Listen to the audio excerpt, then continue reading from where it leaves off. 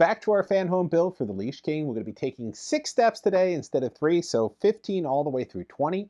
We're going to be making the other half of this hip joint, and we're going to be having the little hip ball connectors connect on them as well, so we can really start to build out the midsection of this character. We did a lot of more of the ornate components in the past. We did the helm, or the helmet here. We did the, I guess this was a knee, a shin guard. We did one of the shoes, or boots, and we did one of the pauldrons. And we did one of the legs here, so we know how that's going to connect into the shoe and eventually into the hip. So it's starting to come together now. We're going to get a little bit, taking bigger steps as we do this model build so we can start to see what this guy is going to look like. So 15 is just going to be the flip of the other joint that we did. We're going to be connecting the other side of it, so it should be a very similar build. We start with the interior here. We have a spring mechanism that goes together and fits in this little pocket. So very simple. Very easy design, just like that. That's basically it. Once you get your spring positioned here, now that will ratchet as we get the other part in there, and then we just have a cover that goes on top, and this cover is just pressure fitted. It's really easy. Sits on top. There's only one way these things go on, so you can make mistakes, but ultimately you have to position it properly. So now that that's sitting in there, you can see that here's the little ratcheting system that will work in. Here's the ratcheting component, and that essentially sits inside of this. So it will sit in here just like this, just like that. It has that twist that will hit into the part here, just like we did with the other one.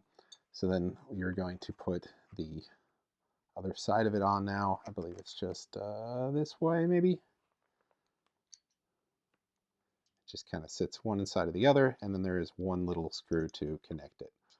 So once that is situated, if I can get it to cooperate, which mine is not cooperating right now, it should, here we go.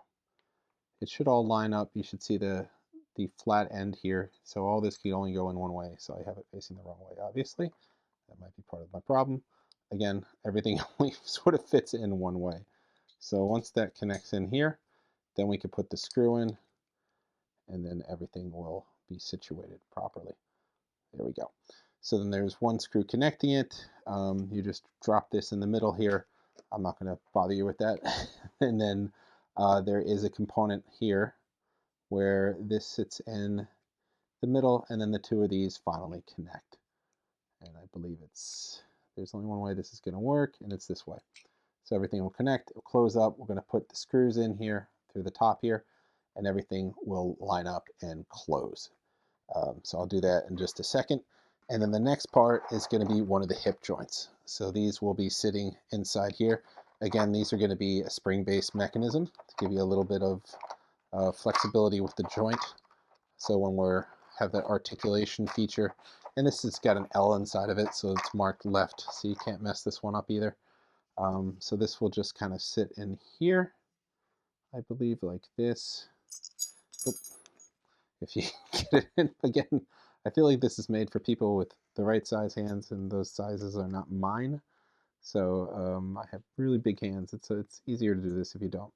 So you'll be putting this behind I'll show you in just a second here, behind this and into here. So then this is where the joint will click, and essentially one of these will mount in here. I think it's this one, but I'll double check in just a second. Or I'm not sure which way it goes in. I think it goes in this way, or maybe it goes in this way. Maybe I'm wrong here. Yeah. So, and then it will click, click, click, click, click along this joint here once you push it in. And then you have a screw that will mount this into place as well. And that will essentially, I think it is this one, that will essentially be your hip joint. So everything will come into play, and you have that articulation. So from the front, this is what it will look like. I mean, this will all be covered with clothing and other material, but we'll have one of these here, and then part 17 is the other side. I don't need to show you that twice. So what I'm going to do is really quickly attach all the screws, take the time to do that, and then show you what the finished product is like, and then we'll move on to step number 18. Okay, so here we go now. Here's part 15. It was the other half of this that we connected in here. And then 16, we put on the left hip. There you go. You hear that articulation. I told you we'd get that in place. And then 17 was the other hip. Now, careful when playing with these because we haven't put the cap on yet, so these springs could pop out. But you get the gist that this is the hip joint. This is what it's going to look like from the front. Okay, so now we got 18 is going to be another metal part, and this is just going to connect right here. That's going to sit in there like that. You can start to see the layering going on. 19 is going to sit over here. There we go. And we'll put these screws in just a moment. That will be holding them in place right here, 4 on each side. And then part 20 is the cap for the back here. So then we will just encapsulate it like this. And then that will hold that spring in place so that we could articulate to our heart's desire without worrying about it popping off. And then the finished product will look something like this. And then that is it. And that's kind of why I chose 15 to 20, because we were working on the hips and the upper thighs. And of course, we'll get to a stage later on where we'll be connecting other parts. But let me get these in really quick so you can see what the finished product looks like. And there is our finished product, no different than what I just showed you. The screws are in there.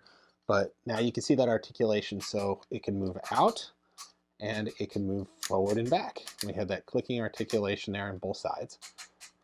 So, and it stays put. So once it gets into that position, it's solid.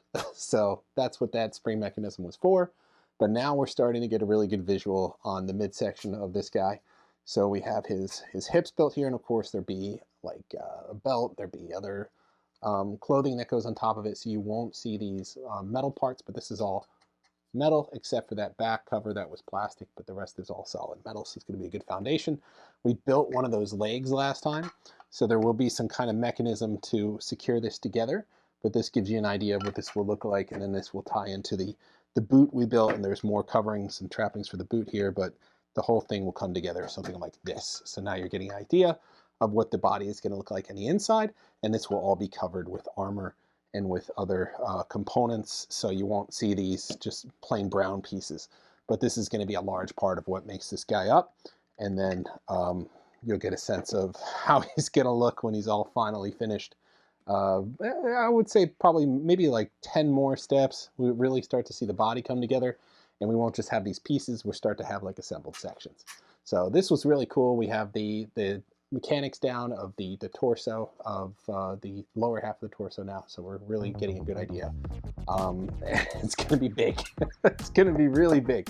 The upper body, I imagine, is going to be quite impressive when we get to that. But that is all for this time. We'll move on to our next section on our next video in a few weeks.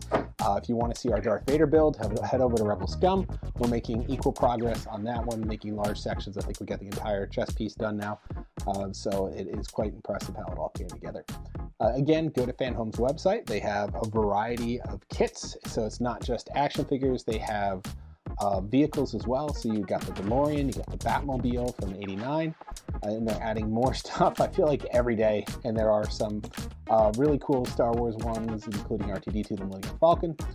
So there should be something for everybody. If you're a Transformers fan, they have those as well. That's all for this time. Like, subscribe, and follow. See you guys next